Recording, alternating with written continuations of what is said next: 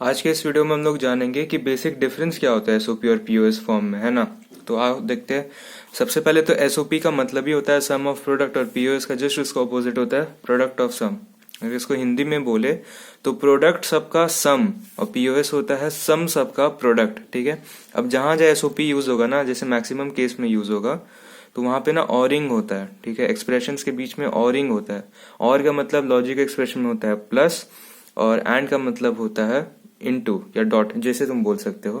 ठीक है।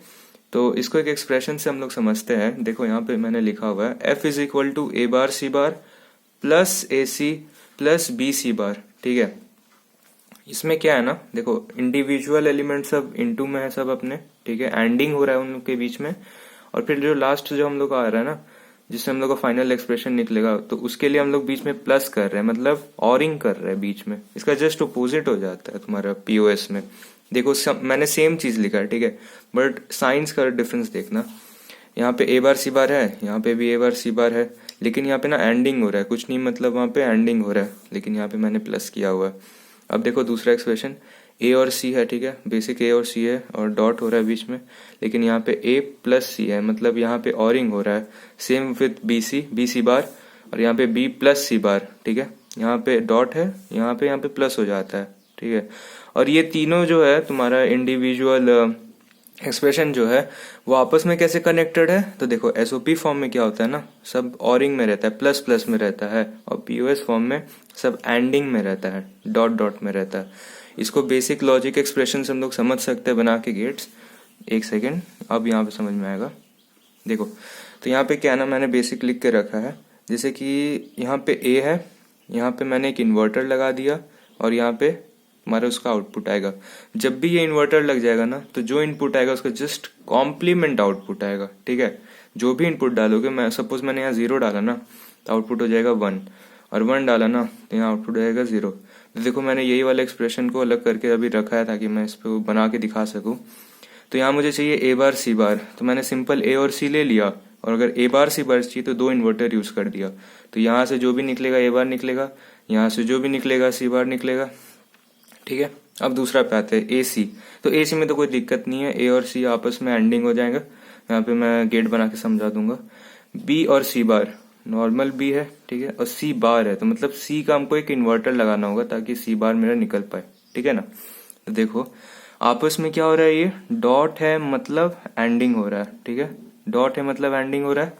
तो हम लोग को क्या करना होगा, यहाँ पे हम लोग को एक एंड गेट यूज करना पड़ेगा। अब एंड गेट कैसे यूज कर सकते हैं, तो ये है बेसिक एंड गेट, और इसको इनपुट दे दो। ठीक है। तीनों के साथ वही करेंगे क्योंकि तीनों में डॉट डॉट में है। ठीक है। ये इनपुट गया, ये इनपुट गया, ये आउटपुट रहा।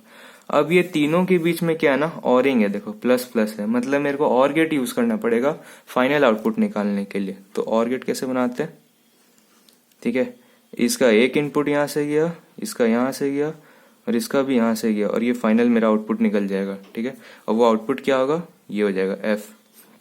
जो भी यहाँ पे था ना, यही पूरा एक्सप्रेशन जो है वो मेरा यहाँ पे निकलेगा। ठीक है। F is equal to A bar C bar plus A C plus B C bar. ठीक है। अब इसी को हम पीओएस में अगर दिखाना चाहे तो देखो यहाँ पे भी सब सेम चीज है, तो मैं वही सेम चीज लिख लेता हूँ यहाँ पे। ठीक है। यहाँ पे सी बार निकलेगा, ये सी और मांग रहा है बी और सी बार। ओके, टिंगू लगा दो, चेंज हो जाएगा। अब यहाँ पे आपस में ऑरिंग हो रहा है, मतलब ये गेट मेरे को पहले यूज करना पड़ेगा। ठीक है। तो ये गेट मैं पहले यूज कर देता हूँ। एक यहाँ पे इनपुट किया, दूसरा पे आते हैं, और बेसिक तीसरा पे आते हैं। ठीक है। ये तीसरा निकला। अब इन तीनों के बीच में ना एंडिंग हो रहा है, तो सिंपली एक एंड गेट लगाना होगा। बाहर निकला, तीनों को इनपुट दे दो। ठीक है। तो अब ये जो एफ होगा ना, वो इसके बराबर होगा। ठीक है। यही बेसिक डिफरेंस होता है एसओपी और पीयूएस फॉर्म में, जो दिक्कत करता है बहुत सारे स्टूडेंट्स को। ठीक है। और इसकी वजह से फिर बाद में के मैप भी नहीं समझ में आता है। तो ये हम लोग को समझ के रखना है। ठीक है। अब एसओपी में जैसा कि मैंने पिछले पिछले वीडियो में बताया था कि एसओपी में ना हम लोग को कार्नो मैप जब हम लोग बनाएंगे तो उसमें 1 जाता है, ठीक है, उसमें 1 इनपुट होता है। जैसे कि यहाँ पे जहाँ पे भी हम लोग एसओपी में बनाएंगे के मैप, वहाँ पे हम लोग 1 1 डालेंगे, ठीक है। बेसिकली कोई ज़्यादा डिफरेंस नहीं है। एसओपी में 1 डालेंगे और जब पीओएस बनाएंगे ना तो उसमें हम लोग 0 डाल के रखेंगे, ठीक है, ताकि निकल पाए। तो बेसिक तो यही डिफरेंस था। और कोई कोई पूछते हैं कि हम लोग को जानना ही क्यों है कि मतलब अगर हम लोग 1 से निकाल पा रहे तो 2 से क्यों निकाल, मतलब एसओपी है तो फिर पीओएस क्यों है ना।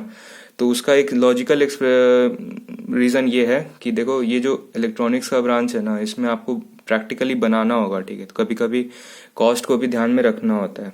अब अगर मेरे को कुछ चीज़ सस्ते में हो जा रहा है तो मैं उसके लिए ज़्यादा पैसा क्यों दूँ, फॉर एग्जांपल। बस वही चीज़ है एसओपी और पीओएस में।